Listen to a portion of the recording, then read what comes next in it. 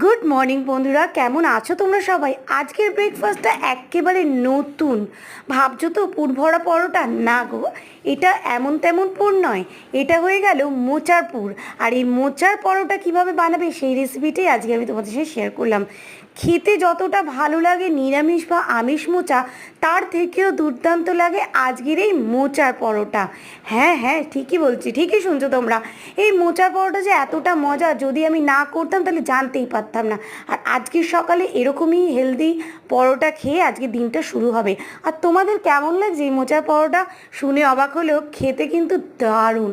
আর এই মোচার পরোটা তোমরা যদি বানাতে চাও, অবশ্যই বান্টি রান্নাঘর চ্যানেলটা ফলো করো, ওতে আমি এইটা দিয়ে দিয়েছি।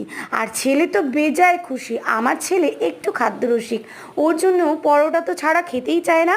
আর পরোটার একটু ভ্যারাইটি হলে আর দেখতে নেই। আর এই দেখো ভেতরটা, গরমে আমি হাত দিতে পারছি না, পুরো পুরে পুর।